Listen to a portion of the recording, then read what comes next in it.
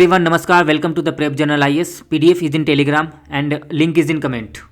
Third week जनवरी सारे topic जो कवर करने वाले हैं starting from the Kaziranga corridor, wild life protection, ethical governance जो जहाँ पर डेवलपमेंट नेचर को अडेप्ट करे, काजीरंगा नेशनल पार्क के बारे में।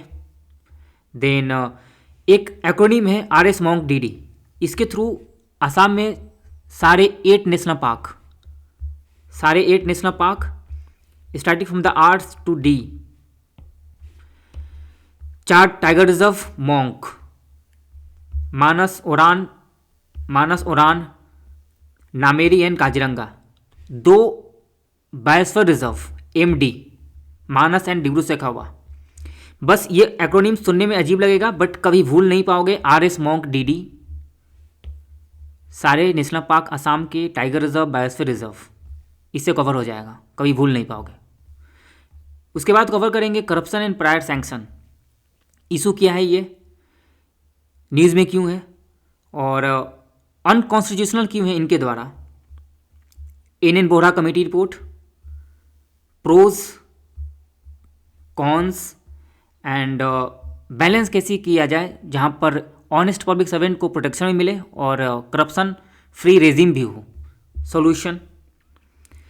उसके बाद India Germany, need an area where they can come together to cooperate, very important. And Piprahwa relics culture के लिए काफ़ी इंपॉर्टेंट है। And child trafficking, recent Supreme court judgment, data and definition of child trafficking, constitutional article related to this, laws and Supreme Court guidelines, you can say Supreme Court observation related to multi-dimensional nature of the child trafficking, why and solution, Chinese aging problem। then उसके बाद देखेंगे फिर कि discom जो पहले loss में था अब क्या हो गया कि प्रॉफिटेबल हो गया, coconut root wilt disease and RBI का proposal to link central bank digital currency in BRICS 2026 agenda. तो इसमें देखेंगे कि सेंट्रल बैंक डिजिटल करेंसी क्या होता है और ये क्रिप्टो करेंसी से अलग क्यों है, इसका इम्प्लीकेशन क्या होगा। देन इस चेंजिंग जियोपॉलिटिकल वर्ल्ड में, अनसर्टेन वर्ल्ड में इंडिया का पोजीशन और कैसे ग्रो थ्रू करना चाहिए इंडिया को। इंडिया UAE, IMF का world economic outlook 2026 and GDP projection, election commission to host international conference, very important for the prelims, silver का all time high price, reason, implication. And gravitational detector, ये gravitation क्या है, gravitational wave क्या है, 4 fundamental जो force हैं वो क्या है, और वीक स्ट्रॉन्ग UPSC प्रीलिम्स में आ चुका है। देन उसके बाद ये जो रिसेंटली तमिलनाडु में, केरला में, कर्नाटका में गवर्नर के कस्टमरी एड्रेस को लेकर जो कंट्रोवर्सी क्रिएट हुआ, उसको central state relation, federalism, role of governor and why this is against constitutional morality, cooperative federalism and against the parliamentary democracy. साथ साथ में ये देखेंगे कि ये इसे कस्टमरी क्यों कहा जाता है जबकि इसका मेंशन कॉन्स्टिट्यूशन में ऑलरेडी दिया हुआ है। Then Tamil Nadu financial distress and doctrine, Donroe doctrine, MK Narayan का क्यों कहना है कि ये मोनरो नहीं डोनरो डॉक्ट्रिन है। Then EV boom and copper crunch, major copper producing country in the world and reserve, इसके थ्रू प्रीलिम्स के लिए कवर करेंगे। Then importance of Pax Silica for the India के लिए, इंडिया पैक्ट सिलिका के लिए क्यों इंपॉर्टेंट है, पैक्ट सिलिका इंडिया के लिए क्यों इंपॉर्टेंट है और इंडिया कैसे अपना रेयर अर्थ एलिमेंट को सप्लाई सिक्योर करे मिनरल डिप्लोमेसी के थ्रू। नेक्स्ट काफ़ी इंपॉर्टेंट आर्टिकल है and justice person. Then Chagos island, इससे related controversy, location, everything, implications क्यों न्यूज़ में है। And spider, Darwin bark spider, ठीक है, इसके बारे में तो जानेंगे। उसके बाद देखेंगे कि जो यूपीएससी पूछता है कि जब भी इससे रिलेटेड आता है तो नॉर्मली स्पाइडर के बारे में पूछ देगा क्वेश्चन इन्वायरमेंट में, तो स्पाइडर के बारे में कवर करेंगे, उसका native reproduction, food behaviour, others related to spider. Then इसी observation on SIR Supreme court का एक ऑब्जर्वेशन आया है जहाँ पर बोल रहा है कि इथिकल गवर्नेंस जो है moral use of discretionary power होनी चाहिए, ना कि absolute that is against the rule of law. Now उसके बाद काफ़ी इंपॉर्टेंट आर्टिकल रहने वाले जुडिशियल रिमूवल, जहाँ पर हम देखेंगे कि हाई कोर्ट के जजेस क्या, फिर सुप्रीम कोर्ट के जजेस का रिमूवल प्रोसेस क्या है, constitutional article related to it, and ground, supreme court judgment, and all the 4 procedure starting from the 1 2 3 4, सारा प्रोसीजर काफ़ी डिटेल में हिंदू में खुद कवर किया हुआ है और काफ़ी इंपॉर्टेंट आर्टिकल है ये। उसके बाद जुवेनाइल जस्टिस का अगेन प्रायर सैंक्शन, यहाँ पर भी कुछ पॉइंट उठाए हैं जो वहाँ कवर नहीं था, जैसे कि संथराम कमेटी रिपोर्ट, एंड अगेन उसके बाद constitutional debate over the numbers. Okay, large language model क्या होता है साइंस एंड टेक्नोलॉजी के लिए काफ़ी इंपॉर्टेंट है। Then equity infusion into CBD economics के लिए वेरी इंपॉर्टेंट रहने वाला है कि गवर्नमेंट ने इक्विटी इन्फ्यूज़ किया है central small Industrial Development Bank of India, ये है क्या, इसका रोल क्या है, small Industrial Development Bank of India का फंक्शनिंग, अबाउट MSME, एंड इससे क्या इम्पैक्ट होगा और कैसे CRAR स्ट्रेंथन होगा, रुपीज़ का डिप्रिसिएशन होना, रीज़न, इम्प्लीकेशंस, एंड कैसे government of India specially ministry of mines and geological Survey of India का एक इम्पॉर्टेंट रोल प्ले कर रहा है रेयर अर्थ एलिमेंट को सिक्योर करने में। उससे रिलेटेड कुछ ऑर्गेनाइजेशन को देखेंगे जो यूपीएससी पूछता रहता है। फिर the same controversy related to governor customary address Karnataka में, board of peace, and this is very important for the disaster management, Himalayan इकोडाइस, fragile ecosystem, vulnerability of the Himalayan, and क्यों वहीं से बीच से उठाए हैं देवदार पेड़ काटा जा रहा है, तो देवदार पेड़ के बारे में नेटिव उसका स्पेसीज यूपीएससी में इन्वायरमेंट में पूछा जा सकता है। देन नेट FDI क्या है और क्यों नेगेटिव है, इकोनॉमिक्स के लिए काफ़ी इंपॉर्टेंट है। फिर डेलिमिटेशन आफ्टर 2026,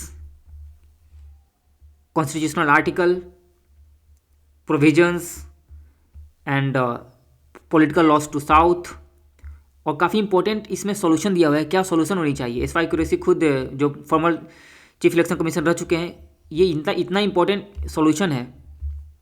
देन इंडिया ये जो कंसर्निंग एरिया है कार्बन बॉर्डर एडजस्टमेंट मैकेनिज्म, यहाँ से एक बस पॉइंट इस आर्टिकल से उठाएं। हर आर्टिकल से जो सबसे इंपॉर्टेंट पॉइंट है हर दिन हर को कवर करने की ज़रूरत नहीं है। फिर अगेन संथना सॉरी यहाँ से 1974 शमशेर सिंह जो जजमेंट था वो सुप्रीम कोर्ट का, जहाँ पर बोला गया कि गवर्नर कैबिनेट के डिसीजन के अगेंस्ट लेना this is against the constitutional and parliamentary democracy. यहाँ से बस ये आर्टिकल काफ़ी इंपॉर्टेंट उठाए हैं अदर। देन इंडिया EU काफ़ी इंपॉर्टेंट पॉइंट है। देन सुप्रीम कोर्ट का हाई कोर्ट के जजेस को ट्रांसफर को लेकर एक काफ़ी इंपॉर्टेंट ऑब्जर्वेशन है कि जजेस शुड नॉट बी सीन और perceived as a bending, very important है। कंट्रोवर्सी हुआ है हाई कोर्ट के जजेस को रिमूवल को लेकर, जहाँ पर देखा जा रहा है कि एग्जीक्यूटिव इंटरफेयर कर रहा है, काफ़ी इंपॉर्टेंट है। एंड यहाँ पर खुद हिंदू में समझाया गया है कि RBI जो central bank digital currency crypto currency से अलग क्यों है और इसका अपना स्पेशल फंक्शनिंग क्या है, जो कि program in a particular way, other important. And धमाल कल्चर के लिए काफ़ी इंपॉर्टेंट रहने वाला है। High sea treaty come into force, जब भी कोई इंपॉर्टेंट ट्रीटी फोर्स में आता है तो यूपीएससी वहाँ से क्वेश्चन पूछता है, ये क्या है उसके बारे में देखेंगे। फिर responsible national index, that's all. Now starting 19 January the Hindu, Kaziranga corridor 86 kilometre Kaziranga elevated corridor 4 lane national highway, इससे क्या होगा, uninterrupted movement of animals, and reduce human wild life conflict. पहले क्या होता था कि north south Kaziranga national park के नॉर्थ साइड में सीजनल फ्लड आता है ब्रह्मपुत्रा नदी के कारण। उस फ्लड के कारण जो भी वहाँ के एलिफेंट्स या एनिमल्स थे वो साउथवर्ड मूव करते थे, और उनके रास्ता में एक रोड आता था, तो उनको क्रॉस क्या करते थे, तो उससे क्या होता था कि डेथ रोड किल के थ्रू होता था, ह्यूमन वाइल्ड लाइफ कन्फ्लिक्ट होता था।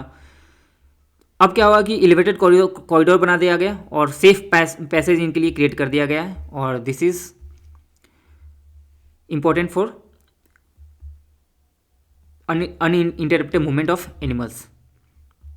Kaziranga national park UNESCO world heritage site है, फेमस है वन हॉर्न राइनोसेरस के लिए।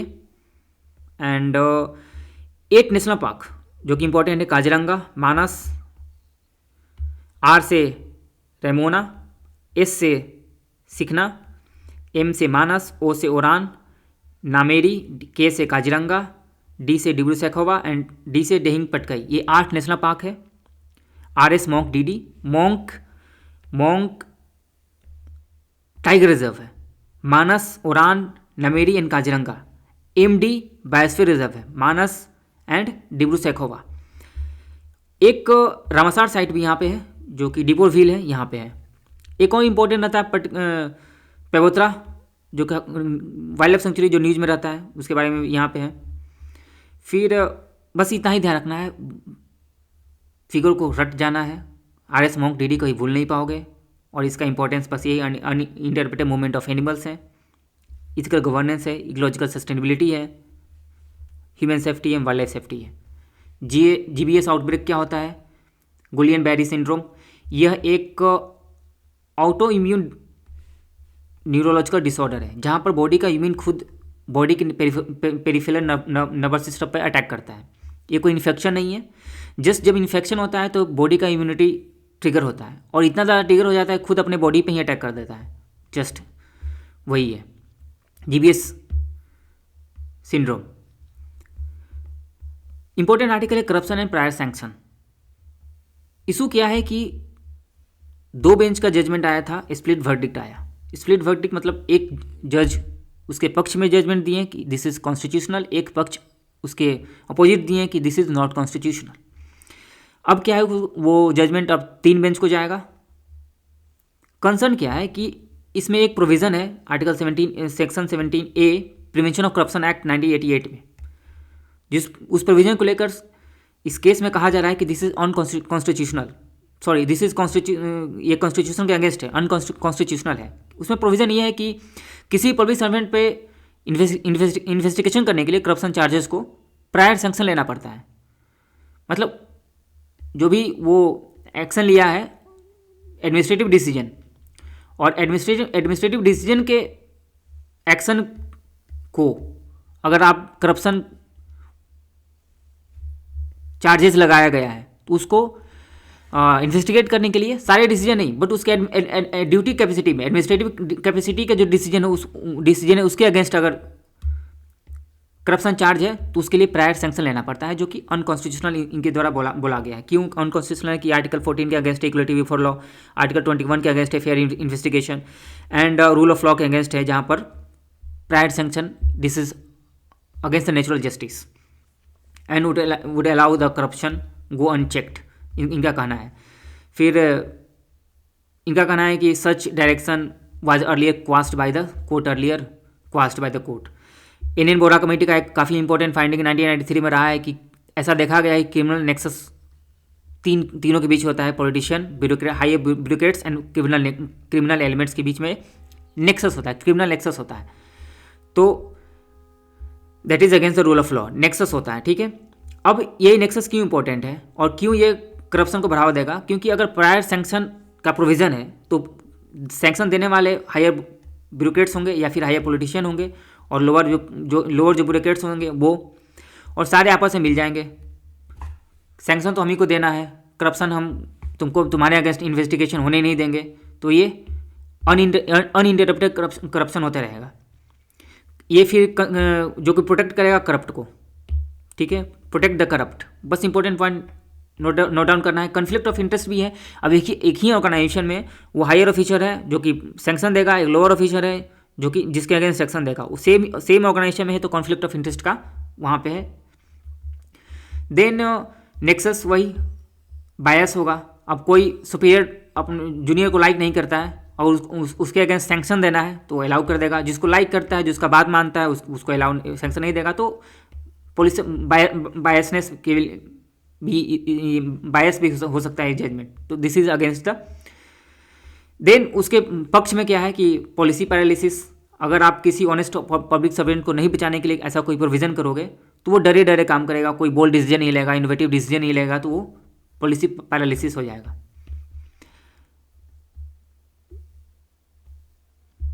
वहीं पे बोला गया है कि इंडिपेंडेंट कैसे इसको बैलेंस किया जाए, क्योंकि अकाउंटेबिलिटी भी चाहिए और मिसयूज का लॉ भी मिसयूज नहीं होना चाहिए। जहाँ पर एक ऑनेस्ट पब्लिक सर्वेंट को भी सिक्योर करें और करप्शन लेस रेजिम भी बना रहे।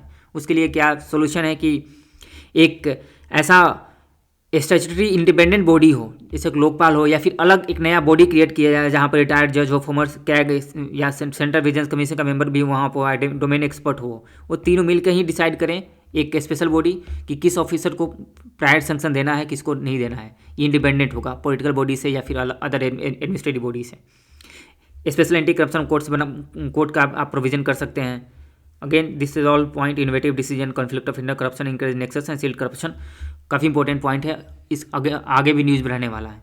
इंडिया जर्मनी बैलेंसिंग चाइना, दोनों के लिए इंडिया भी बैलेंस चाइना जर्मनी के साथ अपना रिलेशन स्ट्रेंथ करके चाइना को बैलेंस कर सकता है, यूएसओ को बैलेंस कर सकता है कभी भी अगर अगेंस्ट जाए तो। डाइवर्सिफाइड डिफेंस करना है दोनों को, डाइवर्सिफाइड ट्रेड। बट कंसर्निंग क्या है, geopolitical divergent on Russia Ukraine Russia conflict, दोनों का अपना डाइवर्जेंट व्यू है इस पर। दूसरा कॉन्फ्लिक्टिंग है कि कार्बन टैक्स जो स्टार्ट होने वाला है जल्दी में ही। और बायलैटरल ट्रेड, जर्मनी जो इंडिया का लार्जेस्ट यूरोपियन कंट्री का ट्रेडिंग पार्टनर है, बायलैटरल ट्रेड दोनों के बीच में ट्रेड 50 बिलियन का है 2024 में। एंड दोनों GS4 का ग्रुपिंग का पार्ट है, जिसका मेन काम है कि परमानेंट सीट को एक्सटेंड करना। Germany, India, Japan and Brazil इसका मेंबर है GS4।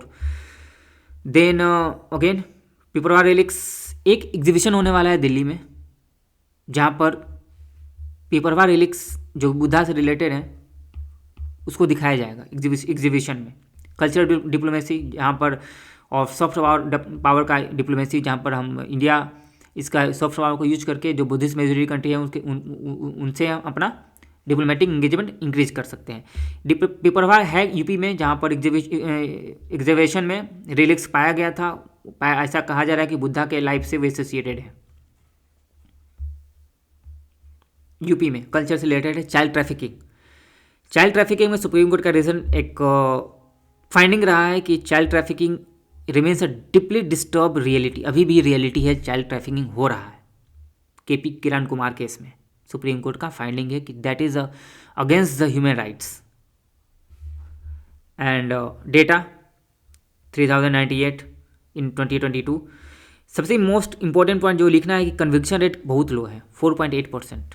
चाहे कितना भी लॉ है, कॉन्स्टिट्यूशनल है, इन्वेस्टिगेटिव एजेंसीज है, फास्ट ट्रैक कोर्ट है, पोस्को एक्ट, कन्विक्शन रेट इतना लो होना डिटरेंस देता नहीं है। जब डिटरेंस देगा नहीं तो फिर क्रिमिनल्स रुकेंगे कैसे।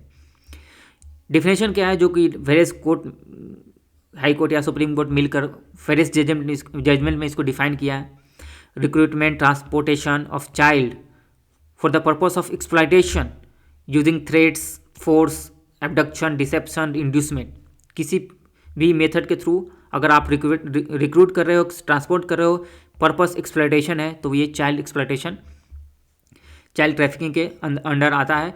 कॉन्स्टिट्यूशनल आर्टिकल में आर्टिकल 23 एंड 24 ये प्रोटेक्ट करता है human trafficking, begging, force labour, employment in hazard, child protection के अगेंस्ट, ये काफ़ी इंपॉर्टेंट है। देन वहीं पे DPSP ये फंडामेंटल राइट है 23 एंड 24। वहीं पे 39F DPSP है, जो उसका प्रोविजन है कि state should have duty to provide opportunity for the healthy development of the children. 39F that is the DPSP। वहीं पे दो लॉ है, जुवेनाइल जस्टिस एक्ट जो कि care protection and rehabilitation of the victim से related है कि बच्चों का केयर करना, जिनको चाइल्ड लेबर से रिहेबिलेट किया गया उनको। और ये पोस्को एक्ट है 2012 जो कि सेक्सुअल असॉल्ट जो किया गया बच्चों पर उनको सज़ा दिलवाने के लिए 2 एक्ट है। And 400 fast court track court है जहाँ पर जल्दी से जल्दी सुनवाई हो जाए चाइल्ड एक्सप्लॉयटेशन से रिलेटेड केसेस का। विशाल जीत केस में सुप्रीम कोर्ट का कहना है कि this is a multi dimensional issue, serious socio economic condition है ये, ना कि बस एक चाइल्ड ट्रैफिकिंग एक सिंपल इशू है। This is a multi dimensional issue, socio economic condition related to poverty, ignorance, ये रीज़न है। सोल्यूशन क्या है कि फोकस जो गवर्नमेंट का फोकस रेस्क्यू ऑपरेशन पे होता है, एक्शन प्रोटेक्शन पे होनी चाहिए, रिहेबिलेशन पे होनी चाहिए, साइकोलॉजिकल काउंसलिंग करो, स्किल डेवलपमेंट करो। जिसको रिहेबिलेट करो ना उसको ऐसे ही नहीं छोड़ दो, नहीं तो फिर डबल ट्रैफिकिंग हो जाएगा।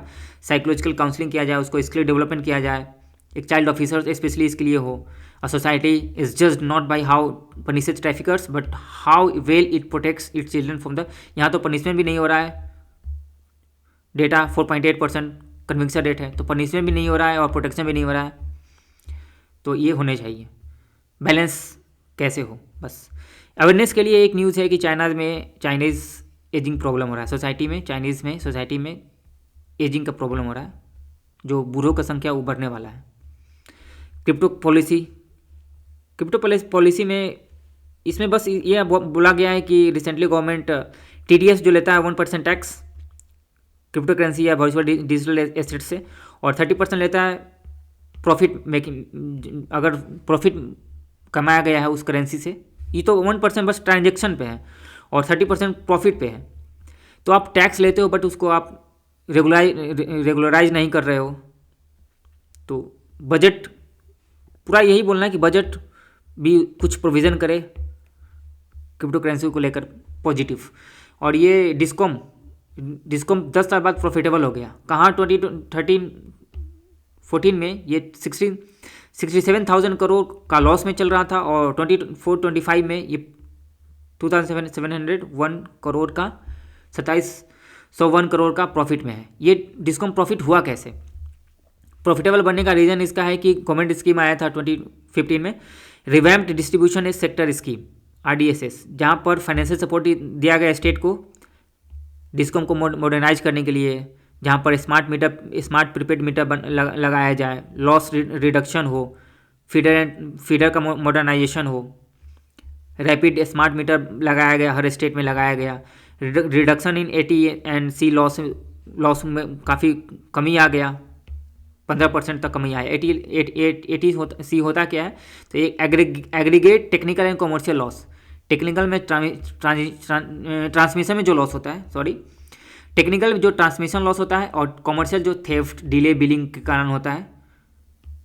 तो सारे ये फीडर को इम्प्रूव करके ट्रांसमिशन लॉस को सेव कर दिया गया और स्मार्ट फीडर के थ्रू थेफ्ट और डिले बिलिंग को सॉल्व करके ATC लॉस को कम कर लिया गया 15% तक फ्रॉम 22%, जिससे कि प्रॉफिटेबल इंक्रीज हुआ। काफ़ी बिलिंग प्रॉब्लम जो था मैनेजमेंट इंप्रूव करके बिलिंग प्रॉब्लम इंप्रूव कर लिया गया।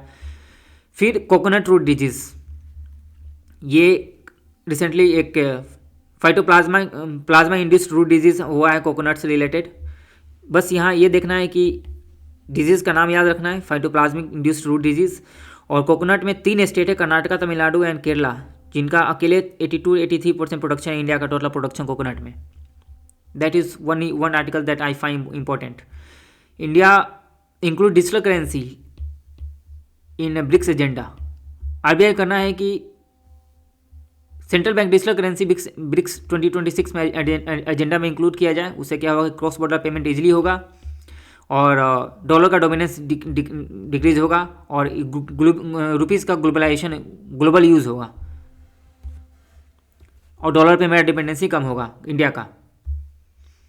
इसका निगेटिव इम्प्लीकेशन होगा, US has warned against any move against that D-dollarisation.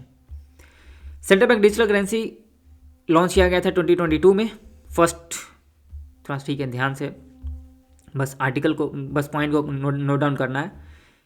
A digital form of sovereign currency just sovereign currency का ही एक डिजिटल फॉर्म है, issue bye the central bank, same legal tender, same value and liability of the central government. Regulation fully regulated by the RBI, जबकि crypto currency जो होता है वो unregulated होता है। सेंट्रलाइज होता है, सेंट्रलाइज है, आरबीआई सेंट्रल पावर है, और जबकि क्रिप्टो करेंसी डिसेंट्रलाइज्ड है। स्टेबल होता है, central bank digital currency stability है, स्टेबल है, फिएट वैल्यू से उसका लिंक होता है, और क्रिप्टो करेंसी हाईली अनस्टेबल होता है। 2022 में एक और आर्टिकल है जिसको काफ़ी अच्छा से सेंट्रल बैंक डिजिटल करेंसी को काफ़ी डिफ्रेंशिएट किया है, वहाँ पर इसको डील करेंगे उस पॉइंट को। बस यहाँ पे यही जानना है अभी के लिए, सेंट्रल बैंक डिजिटल करेंसी से क्रिप्टो करेंसी क्यों अलग है। सेंट्रलाइज्ड, स्टेबल, फुली रेगुलेटेड, जबकि वो अनरेगुलेटेड, हाईली अनस्टेबल, डिसेंट्रलाइज्ड, और लीगल टेंडर है, वो लीगल टेंडर नहीं है। कॉलिंग आउट ईडी एक्शन, ये इंपॉर्टेंट आर्टिकल नहीं है, बस मीडिया ट्रायल से रिलेटेड आप पीडीएफ में रीड कर सकते हो। अब इस चेंजिंग वर्ल्ड में इंडिया का पोजीशन, चीफ गेस्ट यू के जो काउंसिल प्रेसिडेंट है और कमीशन प्रेसिडेंट है वो आने वाले हैं 27 नवंबर यू के, Ursula von der and Antonio da Costa. Free trade agreement होने के चांसेस है। EU wants to reduce exposure to China, ठीक है, वहाँ पर हमने डील किए थे कि चाइना और यूएसए पे डिपेंडेंसी को अपना कम करना। यहाँ से इंपॉर्टेंट आर्टिकल बस देखना था कि ब्रिक्स का अपना रोल है, G20 यूएस बाइकआउट कर दिया था, तो भी वहाँ पर पॉलिटिकल एजेंडा चल रहा है, कोई कोऑपरेशन की भावनाएं नहीं है, किसी भी G20 में कोऑपरेशन नहीं है, बल्कि पॉलिटिकल एजेंडा है। यूनाइटेड नेशन में पॉलिटिकल एजेंडा हो गया, जिस कारण वीक इंस्ट्रूमेंट ऑफ डिलीवरी बन गया, डिलीवरी नहीं कर पा रहा इंस्टीट्यूशन का क्रेडिबिलिटी लॉस हो चुका है। रिसेंटली एआई समिट होस्ट होने वाला है इंडिया में, पैक्स सिलिका को ज्वाइन करने वाला है। तो इस आर्टिकल का कंक्लूजन ये है कि इस डिवाइडेड वर्ल्ड में smaller tables where things actually get done, ऐसा delivery through the cooperation. India sign letter of intent to elevate ties with the UAE, bilateral strategic defence partnership sign हुआ है, $200 billion का target trade 2032 तक। And एक important article है IMF का कि world economic outlook कौन पब्लिश करता है, तो वर्ल्ड इकोनॉमिक आउटलुक कौन पब्लिश करता है, आईएमएफ। और प्रोजेक्ट जीडीपी प्रोजेक्शन, इंडिया का जीडीपी प्रोजेक्शन आईएमएफ बोला है 7.3% 25-26 के लिए, 7.3%, काफ़ी इंपॉर्टेंट है। And EC to host international conference, India international conference on democracy and election management 2026, जिसको होस्ट करेगा India international institute of democracy and election management, जो कि इसी का ही पार्ट है, इलेक्शन कमीशन का ही पार्ट है। प्रीलिम्स के लिए silver hits all time high, silver इतना ज़्यादा हाई प्राइस $94 पर आउंस, डबल। इसका ये है कि इसका दोनों रीजन है। Demand in strategically important industries, semiconductor में इसका यूज होता है, उसमें भी डिमांड इंक्रीज हो चुका है।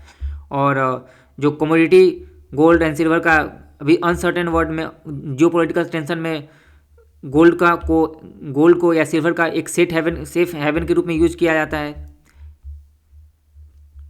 ठीक है। उसमें भी सिल्वर का यूज़ है, गोल्ड सिल्वर दोनों का यूज है। फिर सिल्वर का एक इंडस्ट्रियल डिमांड भी बढ़ चुका है रिसेंटली ईवी के बूम से, सोलर फोटोवोल्टिक में, इलेक्ट्रिक व्हीकल्स में, सेमीकंडक्टर में एंड क्लीनर एनर्जी टेक्नोलॉजी में। और अनसर्टेन वर्ल्ड में गोल्ड एंड सिल्वर का लोग अपने बॉन्ड से, बैंक से पैसा निकाल कर गोल्ड और सिल्वर में इन्वेस्ट कर रहे हैं, फ्यूचर में एज ए फ्यूचर हेज के रूप में गोल्ड सिल्वर का यूज किया जाता है uncertain in the time of uncertainty के समय। एंड ग्रेविटेशनल डिटेक्टर टू एक ऐसा साइंटिस्ट कोशिश कर रहा है कि इंडिविजुअल ग्रेविटेशनल को डिटेक्ट करने का, जो काफ़ी इम्पॉसिबल टास्क है। स्ट्रॉन्ग ग्रेविटेशनल वेव को तो डिटेक्ट कर पा रहा है, बट ग्रेविटेशनल का डिटेक्ट करना काफ़ी इंपॉर्टेंट है। ग्रेविटी तो एक फोर्स है, जबकि ग्रेविटेशनल वेव है जो कि वाइब्रेशन है स्पेस टाइम में। जब दो हाईली ब्लैक होल्स या फिर दो हैवी जो सेलेस्टियल बॉडी है आपस में मिलते हैं तो फिर ग्रेविटेशनल वेव क्रिएट होता है, जो कि vibration in the space time cause by the changing gravity. तो उसको बोलते हैं ग्रेविटेशनल वेव, उसी को बोलते हैं gravitational wave. And fundamental force of nature 4, जो कि जिसमें first strong nuclear force, electromagnetic force, weak nuclear force, gravitational force. सबसे वीकेस्ट है ग्रेविटेशनल फोर्स, स्ट्रॉन्गेस्ट है स्ट्रॉन्ग न्यूक्लियर फोर्स। ईपीएससी प्लेन्स में आ चुका है। And gravity is the only fundamental force which particle has never be detected. Gravity को कभी detect नहीं किया गया है। ओके, अगर ये डिटेक्ट करने में सफल होता है तो पता चल जाएगा understanding of the black holes, early universe and space time के बारे में ज़्यादा अच्छा से, क्वांटम मैकेनिक्स को ज़्यादा अच्छा से हम समझ सकते हैं।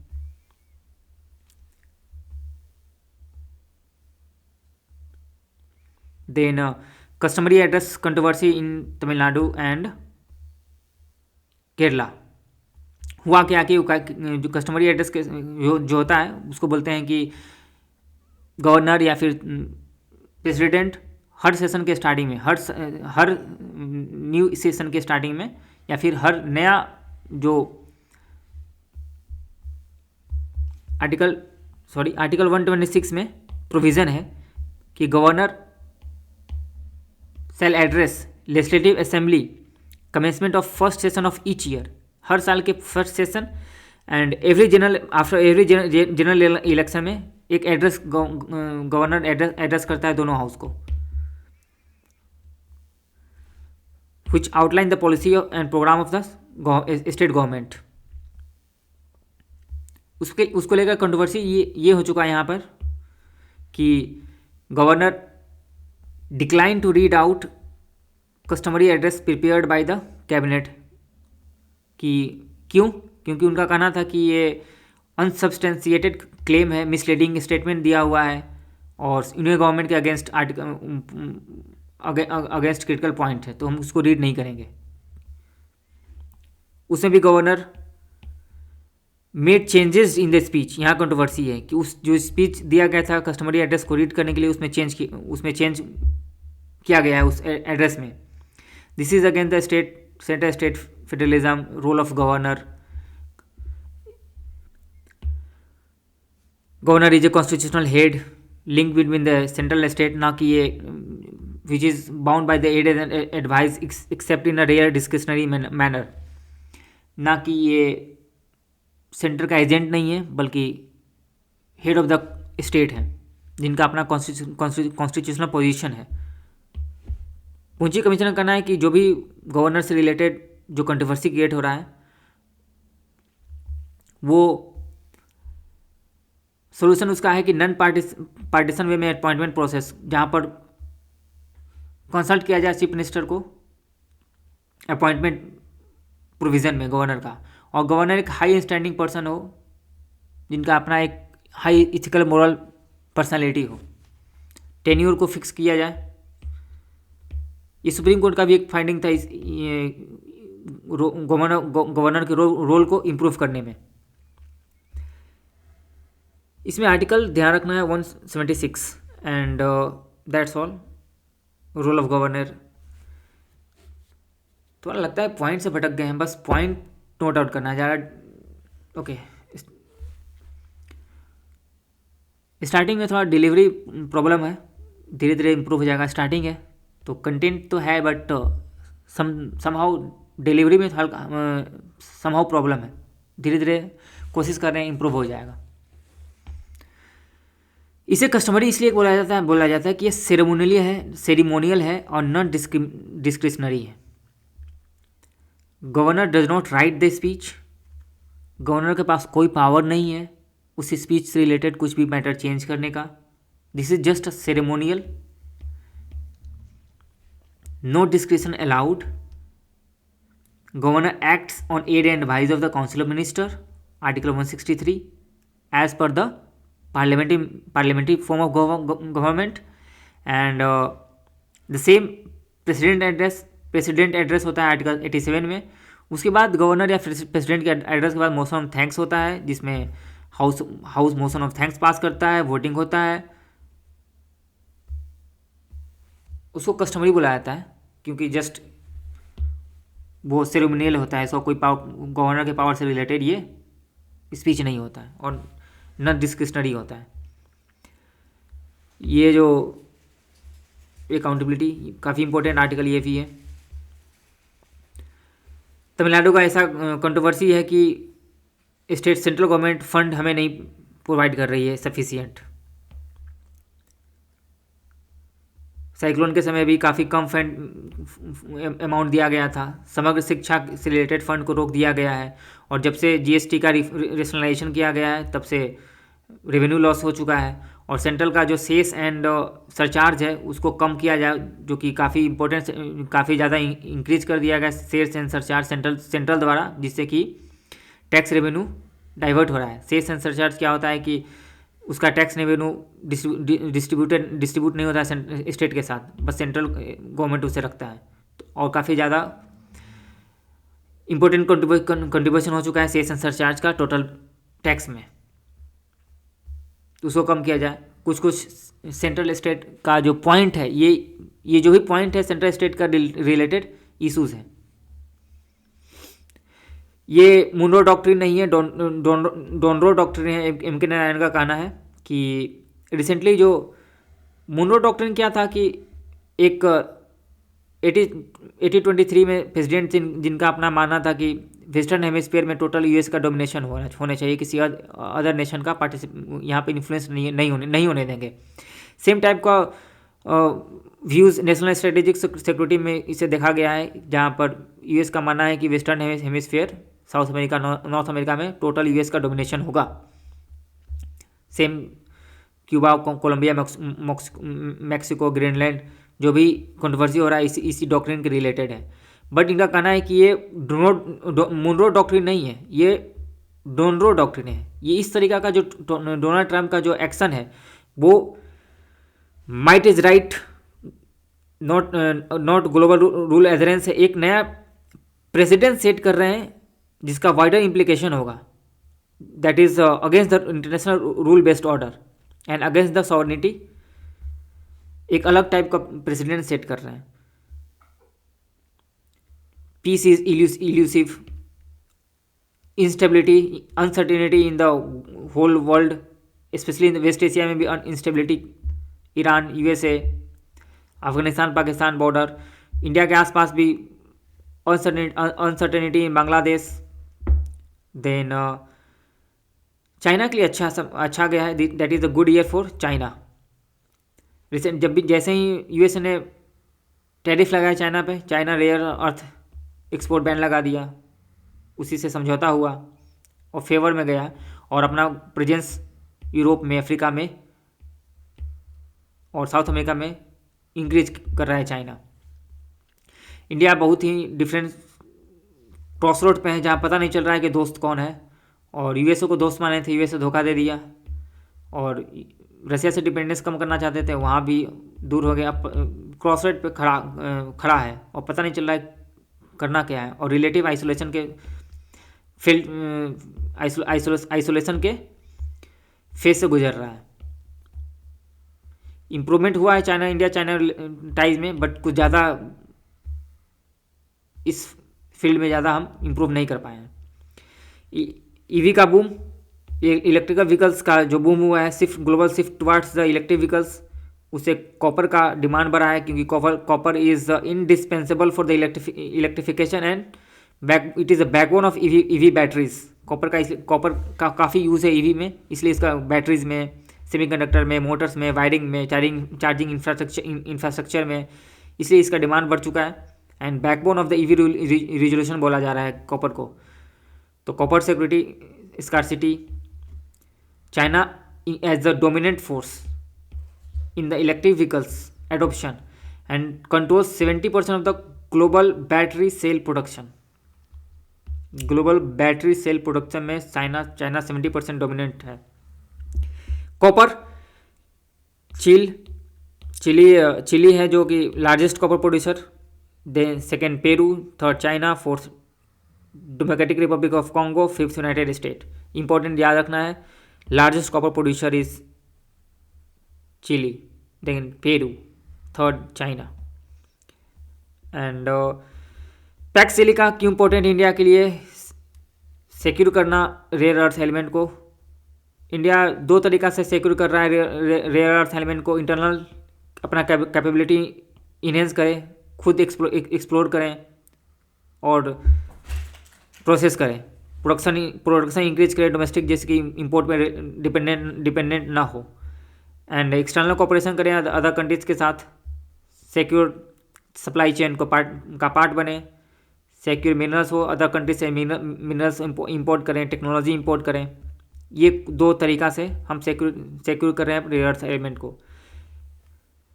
प्रॉब्लम क्या है कि growing urgency to secure supply of rare earth element, China का डोमिनेंस, बैन। तो यूएसए ने अपने मित्र एलाइज के साथ मिलकर एक पैक्स सिलिका बनाया, जहाँ पर जापान है, ऑस्ट्रेलिया है, नीदरलैंड, साउथ कोरिया है, इजराइल है। रिसेंटली इंडिया को भी इनवाइट किया गया है। Main countering China export limitation लगा दिया है और अपनी रेयर अर्थ एलिमेंट को पॉलिटिकल एंड इकोनॉमिक लिवरेज के रूप में यूज कर रहा है अपना डोमिनेशन को साबित करने के लिए। रिसेंटली इंडिया में भी रेयर अर्थ एलिमेंट को मैग्नेट का एक्सपोर्ट बैन लगाया था, और एक्सपोर्ट तभी स्टार्ट किया जब प्राइवेट प्लेयर्स ने एग्रीमेंट साइन किया कि इसका डिफेंस में यूज नहीं करेंगे, डबल यूज नहीं करेंगे, तब जाकर इंडियन प्राइवेट प्लेयर्स को इंपोर्ट किया जा रहा है आफ्टर स्ट्रिंजेंट लाइसेंसिंग रेगुलेशन के बाद। तो इंडिया के लिए काफ़ी इंपॉर्टेंट हो जाता है सेल्फ रिलायंट होना रेयर अर्थ एलिमेंट में। इंडिया ने भी अपना ऑस्ट्रेलिया के साथ, जापान के साथ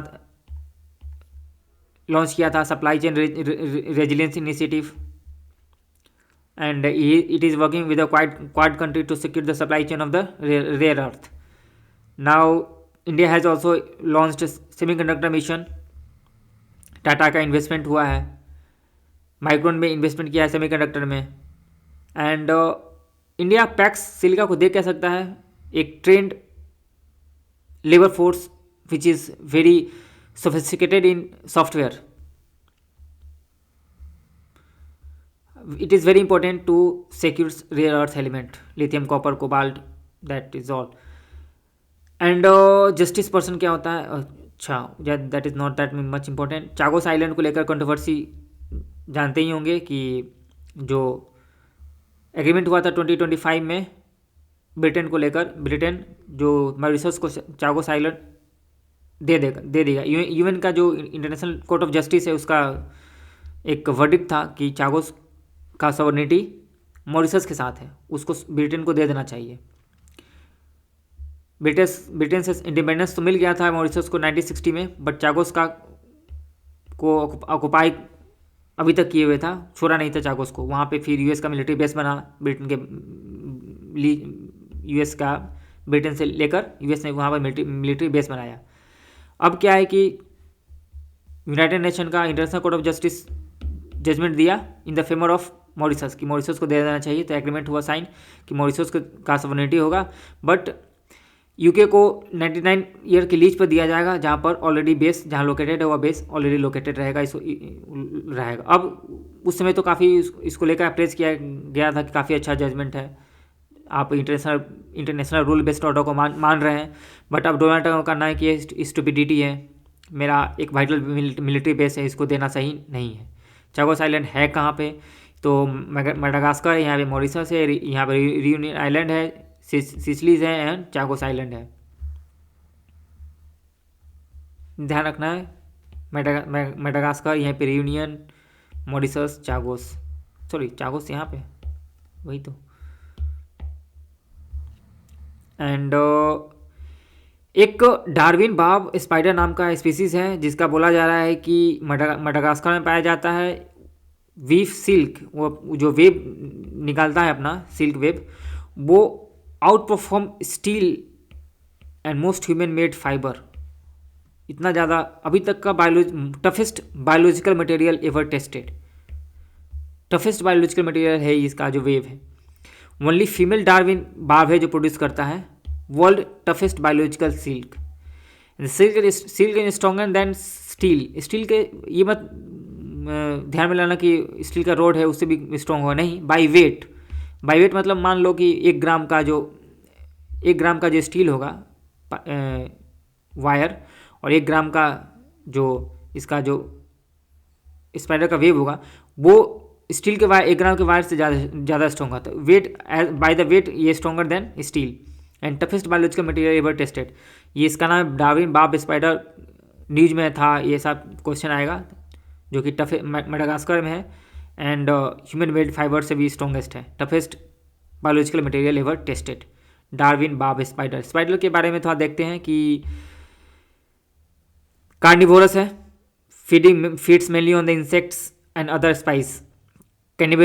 कैनिबलिज्म कॉमन है, जहाँ पर एक स्पाइडर दूसरे स्पाइडर को खा जाते हैं। एक ही पॉल्यूशन दूसरे स्पीसीज, अपने ही स्पीसीज के पॉल्यूशन को खाता है, उसको बोलते हैं कैनिबलिज्म।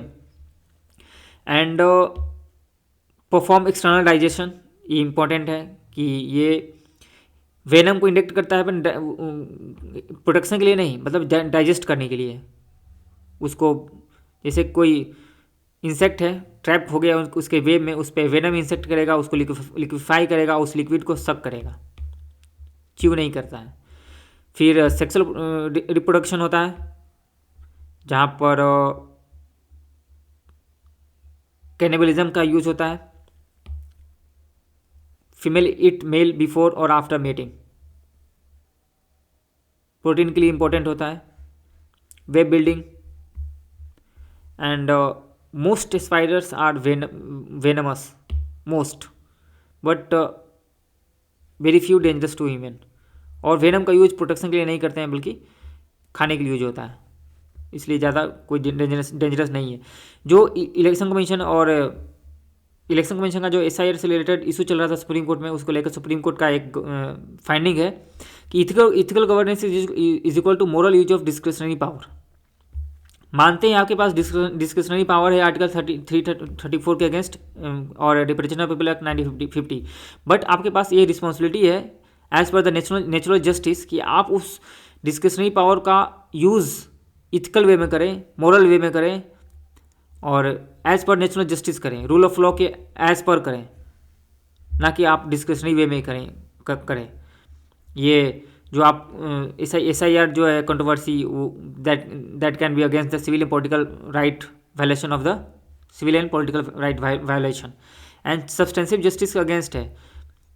सब्सटेंसिव जस्टिस मतलब माइग्रेंट्स को, पुअर को, इल्डर को दूर बुलाना सुनवाई के लिए, ठीक है। रिस्क तो अपने गाड़ी उठाएगा चल जाएगा, बट इनको जाने में पूरा ट्रांसपोर्ट कम्युनिकेशन कहीं और शहर में होगा, मुंबई से फिर कोलकाता जाना, तो ये उनके लिए सब्सटेंसिव जस्टिस नहीं है। इसका मतलब कि equal should not be treated equally, सबको एक साथ ट्रीटमेंट मत करो, इक्विटी के साथ लाओ। Unequal should be treated unequally. इस रिलेटेड इलेक्शन कमीशन ने बोला भी था कि यस, अब से क्या है कि ओल्ड को हम बुलाएंगे नहीं, हम खुद घर जाकर ओल्ड एंड डिसेबल को खुद घर जाकर हम चेक करेंगे उनका अनमैप्ड स्टेटस के बारे में जो भी है। फिर जुडिशियल रिमूवल, ये मद्रास हाई कोर्ट का जो हमने आर्टिकल पढ़े थे, जो जज को लेकर हुआ था अपोजिशन की, ये जो जजमेंट दिए हैं वो सेकुलरिज्म के अगेंस्ट हैं, तो उनको लेकर इम्पीचमेंट मोशन सबमिट किया गया है लोकसभा स्पीकर के पास। 105 MPs अपोजिशन के सबमिट किए हैं impeachment motion against the Madras high court जज into the Lok Sabha speaker. Constitutional article 124 है, 124(5), जो कि जिसमें प्रोविज़न है सुप्रीम कोर्ट के जजेस को का रिमूवल, एंड वहीं पे हाई कोर्ट के जजेस का रिमूवल 217B। देखो 124 में वन एस्टेब्लिशमेंट डिटेल, ठीक है, PDF में आप देख लेना। एंड 247 में यहाँ पे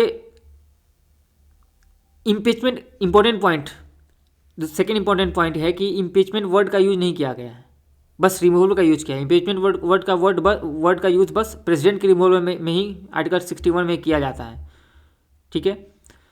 सेकेंड की 124(5) में प्रोविजन है कि पार्लियामेंट लॉ बना सकता है रिमूवल प्रोसेस को रेगुलेट करने के लिए। तो पार्लियामेंट में लॉ बनाया था जजेस इंक्वायरी एक्ट 1968, जो कि रेगुलेट करता है जजेस रिमूवल प्रोसेस को। यूपीएससी प्रीलिम्स में ये आ चुका है, ठीक है। जजेस इंक्वायरी एक्ट 1968 जिसमें सारा प्रोसेस लिखा होता है कि जजेस का रिमूवल का। ग्राउंड क्या है? Misbehaviour and incapacity. ऐसे बाय द वे इसको डिफाइन नहीं किया है कॉन्स्टिट्यूशन में, बट वेरियस सुप्रीम कोर्ट का जो जजमेंट है उसमें बोला गया है कि the things that brings dishonours, wilful misconduct, corruption, lack of integrity, that as per the misbehaviour and incapacity के बराबर होगा वो जो ग्राउंड है रिमूवल ऑफ द जजेज ऑफ हाई कोर्ट या सुप्रीम कोर्ट। देन प्रोसेस क्या है? स्टार्टिंग फ्रॉम द वन, क्या होता है कि लोकसभा स्पीकर को या फिर राज्यसभा स्पीकर को, राज्यसभा के चेयरमैन को मोशन सबमिट किया जाता है रिमूवल का। लोकसभा में 100 से ऊपर करना चाहिए, राज्यसभा में 50 मेंबर से ऊपर का करेंगे तभी ये मान्य होगा। सेकंड में क्या होगा कि राज्यसभा स्पीकर या राज्यसभा चेयरमैन या फिर लोकसभा स्पीकर के पास डिस्कशनरी पावर होता है कि उस मोशन को अडॉप्ट करें या फिर रिजेक्ट करें। ये उनके मन के ऊपर डिपेंड करता है। अगर डिफ्यूज कर देते हैं एडमिट करने से तो फिर उस पर कोई बात नहीं होगा और मोशन लैप्स कर जाएगा। ये स्पीकर या फिर चेयरमैन का स्टैट्यूटरी अथॉरिटी है, उनका अपना स्टैट्यूटरी अथॉरिटी है। अगर मोशन अडॉप्ट कर लेते हैं तो फिर 3 मेंबर कमेटी बनता है, जिसमें एक सुप्रीम कोर्ट का जज होता है, chief justice of high court होता है, एक डिस्टिंग्विश जूरिस्ट होते हैं जो कि इंक्वायरी करते हैं उस जज के बारे में जिस पे इन्वेस्टिगेशन का चार्ज लगाया गया है, करप्शन का चार्ज लगाया गया है, या फिर जो चार्ज लगाया गया उसको इन्वेस्टिगेट करते हैं, ठीक है। उस इन्वेस्टिगेशन के बाद पाया जाता है उनको कि यस ही वॉज गिल्टी, तो फिर पार्लियामेंट को सबमिट कर दिया जाता है। पार्लियामेंट फिर उस पर वोटिंग करता है। Majority of the total membership of each house and majority of not less than 2/3 of the member present and voting. Majority plus 2/3, majority plus 2/3।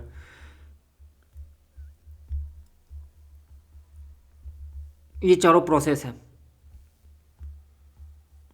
Then again prior sanction,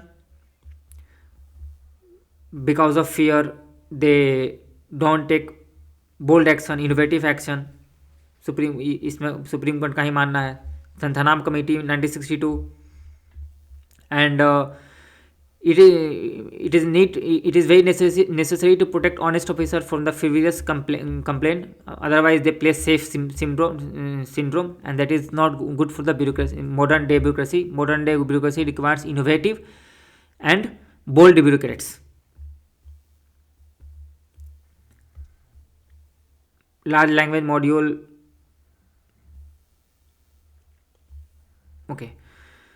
It is artificial intelligence model trained on a vast amount of data, जहाँ पर एक vast amount of data उनको train किया जाता है, generate, summarise और translate reason using human language, trained on a billions और trillions of words. Training काफ़ी हैवी होता है, high requirement of water energy होता है उनका ट्रेनिंग के दौरान, और उसको बोलते हैं लार्ज लैंग्वेज मॉड्यूल। एक स्मॉल लैंग्वेज मॉड्यूल होता है जिसमें इतना ज़्यादा कॉम्प्लेक्सिटी नहीं होता है। तो इनका कहना है ना कि लार्ज लैंग्वेज मॉड्यूल ही नहीं एआई में डोमिनेंस का रीजन हो सकता है। India largely small language module पे काम कर रहा है, और वेस्टर्न कंट्री या फिर other country large language module पे काम कर रहा है। फिर इक्विटी का इन्फ्यूज़ करना सिफडी में infusion of 5,000 crore in Small Industrial Development Bank of India. इससे क्या होगा? Credit availability to SME increase होगा। सेकेंड, इन्फ्यूजन किसके द्वारा किया गया? Department of financial Service. ये जो सिबडी है ना, वो भी डिपार्टमेंट ऑफ फाइनेंशियल सर्विस, ये मिनिस्ट्री ऑफ फाइनेंस के अंडर आता है। किसके अंडर? मिनिस्ट्री ऑफ फाइनेंस के अंदर आता है डिपार्टमेंट ऑफ फाइनेंशियल सर्विस, वो इन्फ्यूजन करेगा। देश में 6.9 करोड़ रजिस्टर्ड एमएसएमई है और रजिस्टर्ड एमएसएमई को ही इजी क्रेडिट अवेलेबिलिटी हो पाएगा इसके थ्रू। और इक्विटी इन्फ्यूजन होने से क्या होगा? CRAR भी स्ट्रॉन्ग होगा सिबडी का। कैपिटल टू रिस्क एसेट होता है, capital to risk asset CAR। उसमें क्या होता है कि capital divided by risk, capital divided by risk. तो अगर लोन रिस्क है ज़्यादा इंक्रीज हो चुका है और कैपिटल जो गवर्नमेंट का इन्फ्यूजन है, तो गवर्नमेंट खुद पब्लिक बैंक है, तो गवर्नमेंट का खुद पैसा इंक्रीज ज़्यादा हो गया तो कैपिटल इंक्रीज हो जाता है, रेशियो इंक्रीज हो गया तो CRI रेशियो इंक्रीज हो जाता है। उससे क्या है? क्रेडिबिलिटी और ऑथेंटिसिटी बढ़ता है। सिबडी क्या है कि small Industrial Development Bank of India 1990 में इसका इस्टेब्लिशमेंट हुआ था। ये एक स्टैट्यूटरी बेसिस है, एक्ट ऑफ पार्लियामेंट के थ्रू बना है, सिबडी एक्ट 1989। हेडक्वार्टर लखनऊ है, ऑल इंडिया फाइनेंशियल इंस्टीट्यूशन के अंडर आता है, जो NABARD भी उसी में आता है, हाउसिंग डेवलपमेंट बैंक भी उसी में आता है। Department of ministry of finance के अंडर है, department of financial service. And just it was created to finance MSME। Direct financing करता है MSME को, इनडायरेक्ट फाइनेंसिंग भी करता है, दोनों करता है। And development role like cluster development, skill development, financial literacy development and digital MSME ecosystem support. Overall MSME को सपोर्ट करता है financing and other developmental role में। 6.9 करोड़ MSME इंडिया में इंपॉर्टेंस है। 30% GDP, 45% एक्सपोर्ट्स उनका पार्टिसिपेशन है। और प्रॉब्लम है, कंसर्न है कि उनको ईजी क्रेडिट नहीं मिलता है, हाई कोलेट्रल रिक्वायरमेंट होता है लोन्स के लिए जो उनके पास होता नहीं है, हाई इंटरेस्ट रेट का लोन उनको मिलता है। देन रुपीज़ का डिप्रिसिएशन होना मेनली हो रहा है कि उसका इम्प्लीकेशन इन्फ्लेशन, क्योंकि oil, India is oil importing country. 80% India का जो इम्पोर्ट ऑयल है, नेचुरल एनर्जी इम्पोर्ट होता है।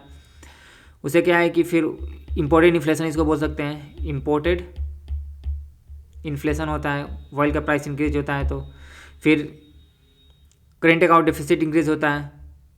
डेप्ट होता है, मान लो डेप्ट 500 बिलियन डॉलर था, अब अगर डॉलर का प्राइस बढ़ेगा तो उस इंडियन रुपीज़ में उसका और ज़्यादा पे करना पड़ेगा, तो डेप्ट राइज हो जाता है। और ये जो फॉरेन पोर्टफोलियो इन्वेस्टर्स है उनका आउटफ्लो हो रहा है, रीजन है यूएसए के साथ ट्रेड जो टैरिफ है और ट्रेड डील में साइन में डिले हो रहा है, वो भी एक वन ऑफ द रीज़न है। अनसर्टेनिटी हो रहा है। Geological Survey of India established in 1851 and the oldest scientific department under the Ministry of Mines, headquartered in Kolkata.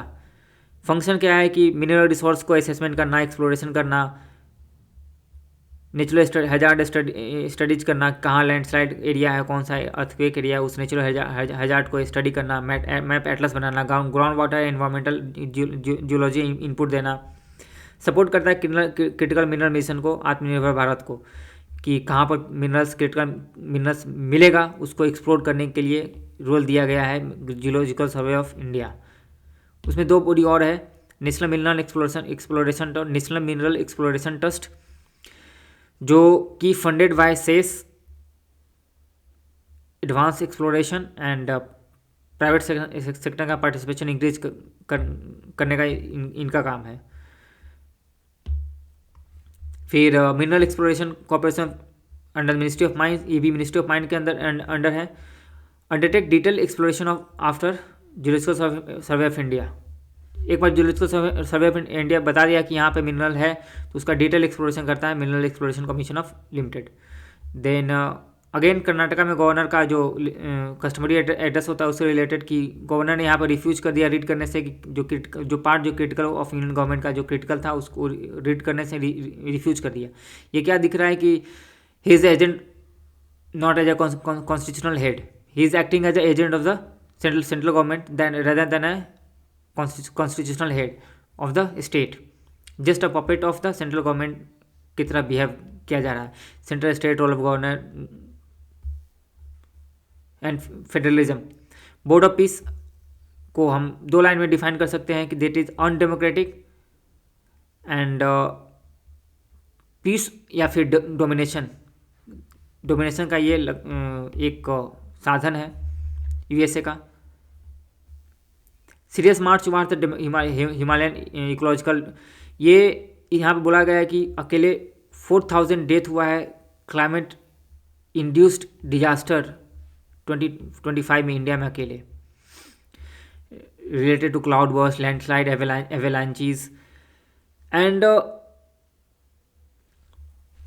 Himalaya का इकोलॉजिकल फ्रेजिलिटी है, काफ़ी वनरेबल सिचुएशन हिमालय में, जहाँ पर यंग है ना, young Himalaya one of the world most fragile and climate sensitive zone है हिमालय। और रैपिड इंफ्रास्ट्रक्चर लेड डेवलपमेंट उसके वल्नरेबिलिटी को एक्सपोज कर रहे हैं, जैसे जहाँ पर एवेलांची होना का इंसिडेंस बढ़ गया है, लैंडस्लाइड का इंसिडेंस, क्लाउड बर्स्ट का इंसिडेंस, ग्लेशियल लेक आउटबर्स्ट का incidence and large infrastructure projects like चार धाम रोड वाइडनिंग। उसमें क्या हो रहा है कि देवदार का पेड़ है उसको मैसिव अमाउंट में काटा जा रहा है। उस पेड़ का अपना इम्पोर्टेंस है उस नीच इकोलॉजिकल एसेट्स के रूप में। एक्सटेंसिव रूट सिस्टम है देवदार का, जो कि प्रोटेक्ट करता है स्टेबिलिटी को, सॉइल को बांध के रखता है उसका जड़ें, और सॉइल को स्टेबिलिटी देता है, लैंडस्लाइड प्रिवेंट करता है। लैंडस्लाइड का मतलब रीज़न यही है कि वहाँ का स्लोप का जो फॉरेस्ट है वो ख़त्म हो चुका है। जब स्लोप का फॉरेस्ट खत्म हो जाएगा तो ग्रेविटेशनल फोर्स के थ्रू वो ग्रेविटेशनल फोर्स के अंदर वो नीचे स्लोप के सारा जो मिट्टी है या पत्थर है नीचे गिर जाएगा, landslide. And natural barrier against avalanches. देवदार एक नेचुरल बैरियर है। पॉलिसी प्रैक्टिस गैप हो रहा है। जहाँ तक गवर्नमेंट ऑफ इंडिया का पॉलिसी है, national mission for sustaining Himalayan ecosystem approved in 2014 under the national action plan on climate change, but उसको फॉलो नहीं कर रहे हैं। पॉलिसी है बट प्रैक्टिस में इसको फॉलो नहीं कर रहे हैं, तो उसको बोल रहे हैं policy practice gap. Second, dilution of the environment governance. Provision है कि इंफ्रास्ट्रक्चर में आपको इन्वायरमेंटल इम्पैक्ट असेसमेंट करना कंपलसरी है, but most of the project में नेशनल सिक्योरिटी के नाम पर उसको बाईपास कर दिया जा रहा है। एंड लास्ट यही इम्पोर्टेंट है कि इन्वायरमेंट वर्सेस सस्टेनेबिलिटी। देवदार के बारे में, native to western Himalaya, found in Jammu Kashmir, Himachal Pradesh, Uttarakhand, Afghanistan या फिर नॉर्दर्न पाकिस्तान, वेस्टर्न हिमालय में भी इसको पाया जाता है। Range 1500 to 32 metre above the sea level, cool temperate, high rainfall and deep and strong root system, जो कि हिमालयन में जो फ्रेजाइल इकोसिस्टम है उसको प्रिवेंट करता है। Long life span, highly rot resistant wood, highly resistant to fungi, insects and moisture, used in timber and medicinal and aromatic use इसका होता है। देवदार wood and resin contains terpenoids, essential oils, phenolic compounds, that is antifungal, anti insect repellent property इसके पास होता है, antibacterial होता है। ये नेट एफटीआई का मतलब है कि gross inflow minus repatriation, inflow minus outflow, that is net FTI. तो रिसेंटली इंडिया में इनफ्लो से ज़्यादा आउटफ्लो हो रहा है, उसको बोलते हैं। और जो निगेटिव है, ज़्यादा आउटफ्लो ज़्यादा हो रहा है तो फिर नेट एफडीआई जो है वो निगेटिव है। क्यों? क्योंकि इस अनसर्टेनिटी में लोग अपना शेयर बेच के, इक्विटी बेच के, बॉन्ड बेच के जा रहे हैं, repatriating profit,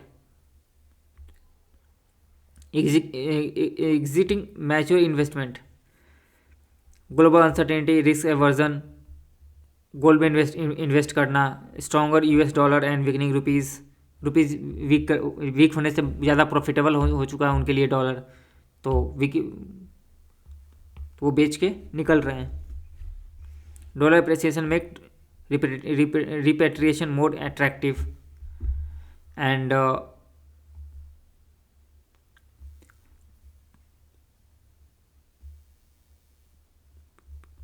as soon as India को यूएस के साथ ट्रेड कर लेना चाहिए और अनसर्टेनिटी जो है वो रिड्यूस हो जाएगा, एफडीआई इंक्रीज होगा।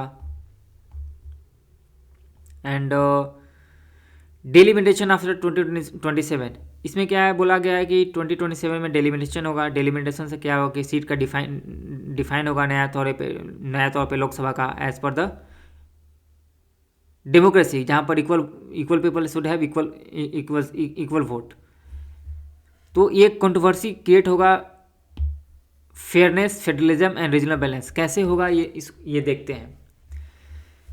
ये इस तरीका से कंट्रोवर्सी होगा कि 1976 में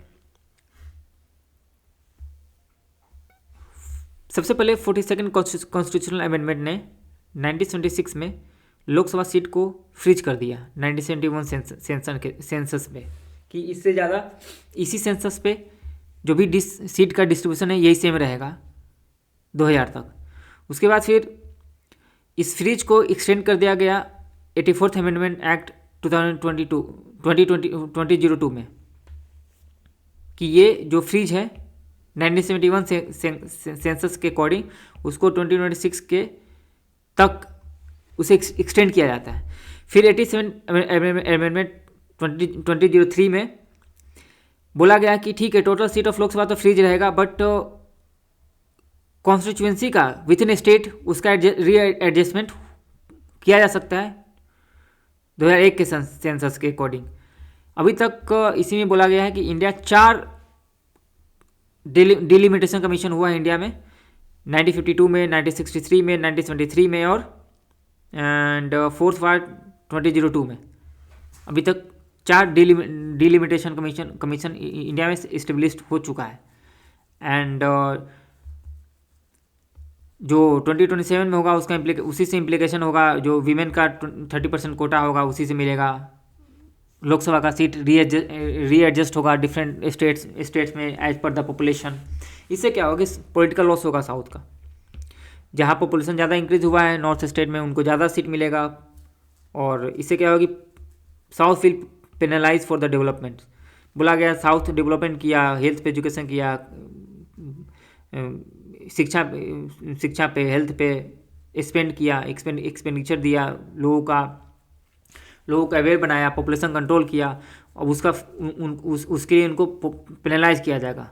तो यहाँ बोला जा रहा है कि मोरल पैराडॉक्स क्रिएट हो रहा है कि why state be punished for the good governance. Good governance के लिए स्टेट को क्यों पनिश किया जाए। तो यहाँ पे एक और पैराडॉक्स है कि फिर सीट भी तो इंक्रीज करना है, क्योंकि तमिलनाडु के एक पीपल और यूपी के एक पीपल दोनों का वोट बराबर होनी चाहिए। ये नहीं होना चाहिए कि तमिलनाडु का लोगों का वोट ज़्यादा है, इनके यूपी के एक पर्सन के वोट। तो इक्वल सफरेज होनी चाहिए, इक्वलिटी इन डेमोक्रेसी। तो democracy versus fairness, democracy versus federalism, उसको कैसे बैलेंस करें, इस चीज़ को कैसे बैलेंस करें कि साउदर्न स्टेट को लॉस ना हो। ये इम्पोर्टेंट आर्टिकल कंटिन्यू रहेगा न्यूज़ में। पहला काफ़ी इंपॉर्टेंट सॉल्यूशन इनके द्वारा है कि एक्सटेंड कर दिया जाए बियॉन्ड 2026। अभी तक 1971 से एक्सटेंड होते आ रहा है ना, ये बहुत कंट्रोवर्शियल होने वाला है, इसको ऐसा करो एक्सटेंड कर दो। बट कन्फ्लिक्ट ये है कि इक्वल सफरेज नहीं होगा फिर। अब एक्सटेंड कर दोगे तो यूपी और बिहार के पॉपुलेशन हाई होते हुए भी, तमिलनाडु की पॉपुलेशन लो होते हुए भी, इक्वली लो होते हुए भी सीट अगर इक्वली है तो इसका मतलब कि बिहार के एक पीपल का वोट तमिलनाडु के एक पीपल के वोट से कम है वैल्यू, तो अगेंस्ट द इक्वल सफरेज हो जाएगा। तो दूसरा सोल्यूशन है कि 80-20 पे कर दो, 80% पॉपुलेशन को दे दो, 20% डेवलपमेंट इंडिकेटर्स को दे दो, जैसे कि फाइनेंस कमीशन फंड को डिस्ट्रीब्यूट करने में यूज़ करता है, या फिर 70-30 भी कर सकते हो। राज्यसभा को स्ट्रेंथन कर दो, थर्ड सोल्यूशन है, जहाँ पर स्टेट का फेडरलिज्म इंक्रीज होगा, स्टेट का पावर इंक्रीज हो जाएगा। और राज्यसभा के स्ट्रेंथन करने से पहले भी एक भी ध्यान रखो कि डोमिसाइल कंडीशन है उसको रिस्टोर कर दो। ऐसा नहीं कि कोई बाहरी आकर किसी भी अदर स्टेट से राज्यसभा इलेक्शन लड़ सकता है। राजस्थान के राज्यसभा इलेक्शन से राजस्थान के जो लोकल हैं, सिटीजन हैं, वही जो वोटर लिस्ट में जिनका नाम है वही राज्यसभा सीट लड़ सकते हैं। वो डोमिसाइल इन कर दिया गया था उसको वापस रिस्टोर कर देना चाहिए। देन बैलेंसिंग फेडरलिज्म, तो कुछ तो करना पड़ेगा बैलेंस करने के लिए, क्योंकि ब्रूट अगर पॉपुलेशन पे अगर आप डिलिमिटेशन को आप करते हो, रीअरेंज करते हो लोकसभा सीट्स को among the different states, that will B unfair. India you, एक कंसर्निंग एरिया है कार्बन बॉर्डर एडजस्टमेंट मैकेनिज्म, जो कि रिसेंटली लागू होने वाला है। 20-35% कार्बन टैक्स करता है एल्युमिनियम पे, स्टील पे, सीमेंट पे, फर्टिलाइजर पर इंडिया से। तो इंडिया इसको नॉन टैरिफ बैरियर के रूप में देखता है, that has a potential to erase the gain of an free trade agreement. तो कैसे इंडिया यूरोप मिलकर इस CBAM carbon border adjustment mechanism को डील करते हैं, ये देखने लायक होगा।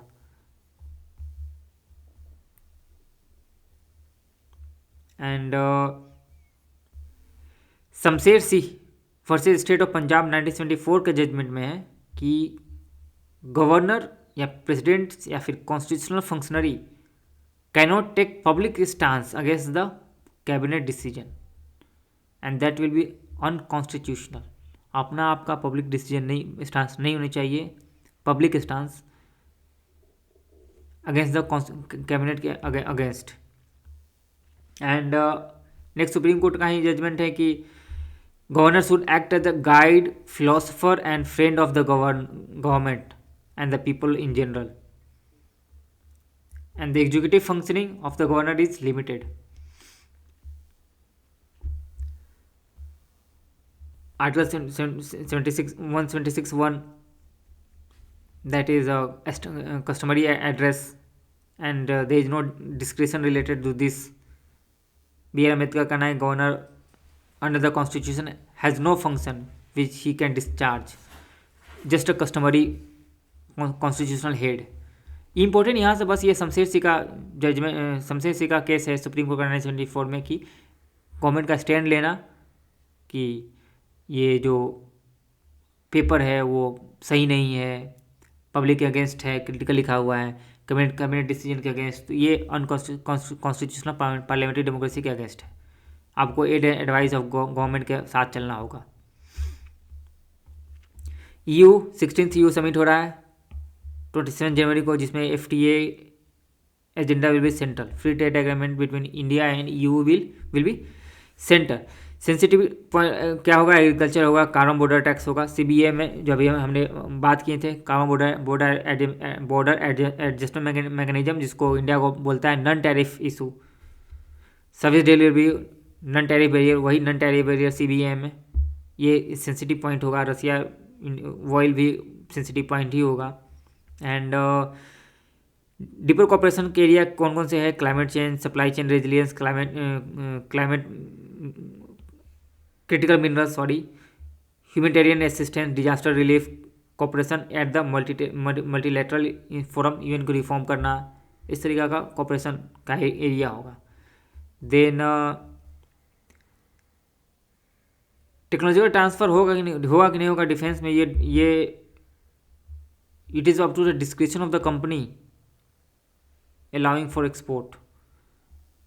एंड रसिया का जो साथ रिलेशन है वो भी कोर इशू बनेगा कि डिफरेंसेस बनेंगे। जापार्ड एक्सरसाइज में पार्टिसिपेट करना इंडिया का काफ़ी क्रिटिसिज्म किया था ईयू ने। इंडिया वॉल इंपोर्ट रसिया से इंपोर्ट रिसेंटली डिक्रीज कर दिया, बट जो इंक्रीज कर रहा था उसमें रसिया ने क्रिटिसाइज ईयू ने क्रिटिसाइज किया था एंड नायरा पर सैंक्शन लगाया था। नायरा जो कि 50-50 पार्टनरशिप के साथ इंडिया और रशियन कंपनी के बीच में पार्टनरशिप था, उस पर सैंक्शन लगाया था ईयू ने। Hint at removing Russian oil penalty levy. Unmapped voter जिनका फिजिकल वेरिफिकेशन बीएलओ के द्वारा नहीं हो पाया, नॉट फिजिकली वेरीफाइड। अनमैप्ड उसको बोलते हैं नॉट फिजिकली और digitally verified by BLO booth level officers and none appear during the SIR hearing.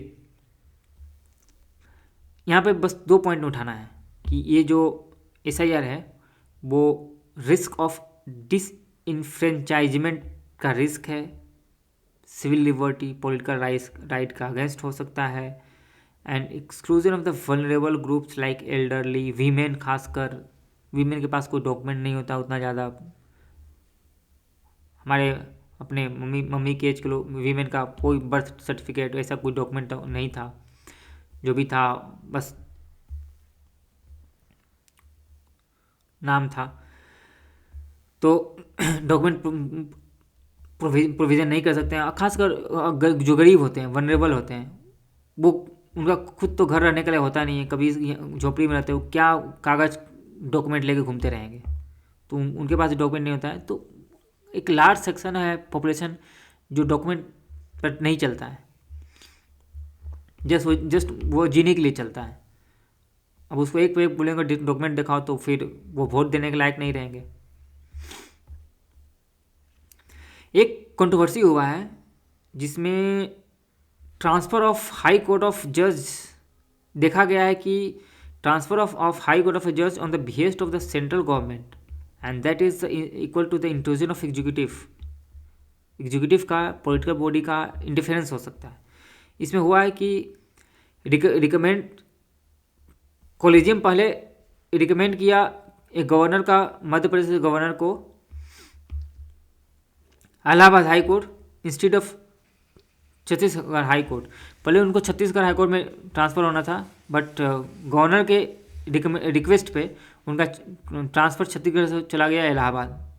तो ये आप एग्जीक्यूटिव के रिक्वेस्ट पे ट्रांसफ़र कर दिए हैं, यहाँ से वहाँ छत्तीसगढ़ होना था लेकिन इलाहाबाद हो गया। That is against the independence of judiciary. तो यहीं में इनका कहना है जस्टिस उज्ज्वल भुवन का, जो सुप्रीम कोर्ट के जज हैं, कि जजेस should not be seen as a bending perceived seen, दिखना भी नहीं चाहिए इस तरीके का कि जज झुक रहे हैं। That is against the credibility and the credibility of judiciary is important for legitimacy and relevance. अगर क्रेडिबिलिटी नहीं है तो लेजिटिमेसी नहीं होगा और जजेस अपना रिलेवेंस खो देगा। Independence of judiciary is a basic feature of the constitution and that is non-negotiable and again transfer provision क्या है आर्टिकल 2022 में and initiated by chief justice of India consultation with the supreme court collegium consisting 4 senior most जजेस। ठीक है ना, appointment में 2 senior most जजेस होता है, बट ट्रांसफर में 4 सीनियर मोस्ट जजेस होता है, ये ध्यान रखना है अंतर। And as well as the chief justice of both high court, जहाँ पर ट्रांसफ़र हो रहा है और जहाँ से ट्रांसफ़र हो रहा है, ये कॉलेजियम के पार्ट होते हैं। Central bank digital currency ministry of finance को रिकमेंड किया गया है प्रपोजल कि increase the use of central bank digital currency in the cross border payment में। ये central bank digital currency RBI के द्वारा यूज किया जाता है। जस्ट डिजिटल फॉर्म ऑफ जो रुपीज़ होता है उसको ई रुपीज़ बोला जाता है, लिमिटेड स्केल पर भी अभी आरबीआई इसको पायलट स्केल बेसिस पे इम्प्लीमेंट किया हुआ है, ओवरऑल इसको अभी इम्प्लीमेंट नहीं किया हुआ है, पायलट बेसिस पे ही है। Store of value and own, इसको वॉलेट में रखा जाता है, ना कि बैंक अकाउंट से अलग है, ये जस्ट वॉलेट में होता है। And each transaction is recorded on a block chain, ध्यान रखना है। डिसेंट्रलाइज्ड है। क्रिप्टो करेंसी, ये अलग, क्रिप्टो करेंसी से यही है कि क्रिप्टो करेंसी डिसेंट्रलाइज होता है और central bank digital currency centralise होता है, back by the central bank. एक ब्लॉकचेन से इसका जब ट्रांजेक्शन को आप रिकॉर्ड को आप ट्रैक कर सकते हो, तो उसका use black and laundering, money laundering में इसका ट्रैक करने में यूज हो सकता है। क्रॉस बॉर्डर ट्रांजेक्शन जो होता है ब्लैक मार्केट या फिर मनी लॉन्ड्रिंग में, उसको ट्रैक कर सकते हैं, पता चल जाएगा कि ये मनी कहाँ से आया, कौन भेजा। ब्लॉकचेन से अगर उसका ट्रैक होता है तो काफ़ी ये एडवांटेज होगा क्रैकडाउन में, टेररिस्ट एंड मनी लॉन्ड्रिंग को क्रैकडाउन करने में काफ़ी इसका इंपॉर्टेंट रोल रहने वाला है। फिर इसको प्रोग्राम किया जा सकता है पार्टिकुलर वे में यूज करने का। सपोज गवर्नमेंट ने 2000 का central bank digital currency issue किया किसी हाउस होल्ड फैमिली को सब्सिडी के रूप में, एक पार्ट एग्जाम्पल के लिए 2000 सब्सिडी दिया, एजुकेशन सब्सिडी। अब इसको इस तरीक़ा से इस सेंट्रल बैंक डिजिटल करेंसी को प्रोग्राम किया है कि इसका यूज़ ये बस एजुकेशन में खर्चा करने के लिए यूज कर सकता है। प्रोग्राम कर देगा कि आप बस यहीं पे यूज कर सकते हैं, जियो लोकेशन पे यूज कर सकते हैं, एक्सपायरी डेट उसका होगा, कैसे आप इसका यूज कर सकते हैं वो भी प्रोग्राम होगा, किस मर्चेंट को यूज दे सकते हैं इसको। टैग काफ़ी ज़्यादा जो देखा जाता है कि जो सब्सिडी जाता है फूड के लिए वो यूज हो जाता है किसी और पर्पज़ के लिए, तो अब टारगेटेड सब्सिडी और मोर टारगेटेड हो सकता है इस प्रोग्राम के थ्रू। देन एक है Dhamal dance, folk dance of Gujarat, closely associated with the Siddi community, जो कि अफ्रीका से आए थे और इंडिया में बस गए हैं गुजरात में।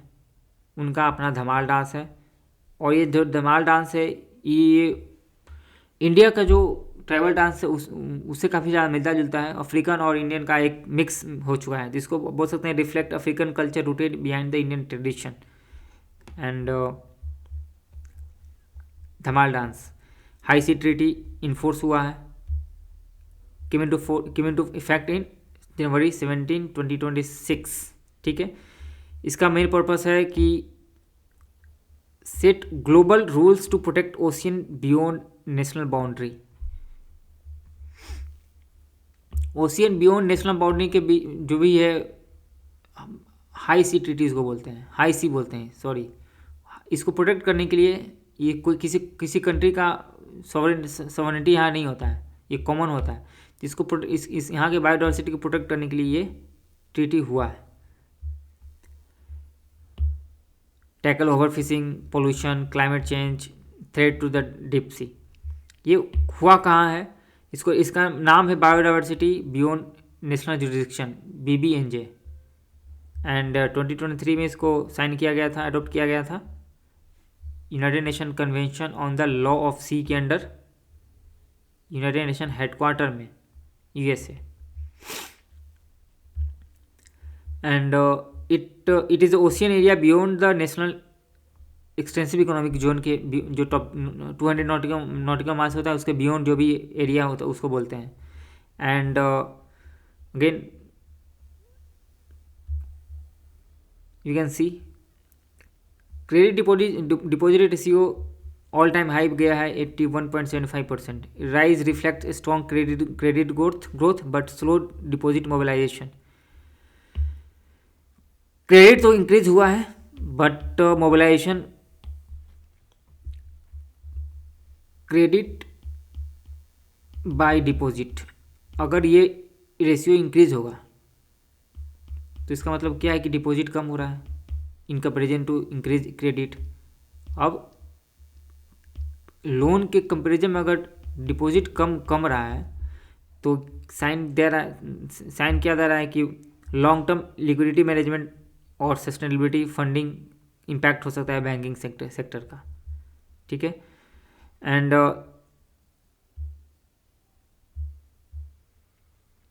नाउ डिपॉजिट कम क्यों हो रहा है कि now people are looking somewhere else for the better return. देखिए जैसे कि स्मॉल सेविंग बैंक ही है जो कि 7% रिटर्न देता है से। अब पीपल इंडियन मिडिल क्लास को recently share market mutual fund में इन्वेस्ट करना शुरू कर दिया है बैंक डिपॉजिट के अलावा। Responsible index nation world intellectual foundation के द्वारा जो इंडियन ऑर्गेनाइजेशन है रिलीज किया गया है इन academic collaboration with the Jawaharlal Nehru university. Ramnath Kovind ने इसे लॉन्च किया था दिल्ली में। फर्स्ट रैंकिंग में कौन है? Singapore, second Switzerland, third Denmark. India का रैंकिंग 60 है 54 कंट्री में। ये बस मेजर करना कि how responsible countries are behaving towards its citizen, towards environment and the global economic, global citizens, global arena में किस तरीके से रिस्पॉन्सिबल बिहेवियर है कंट्री का, उसी पे रैंकिंग हुआ है। Exercise Dosti and Kumbhalgarh wild life sanctuary Rajasthan में declare eco sensitive zone. International year of cooperative, या ध्यान रखना है यूएन ने 2025 को इंटरनेशनल ईयर ऑफ कोऑपरेटिव घोषित किया था। And that's all, that's for the today. Do like share subscribe.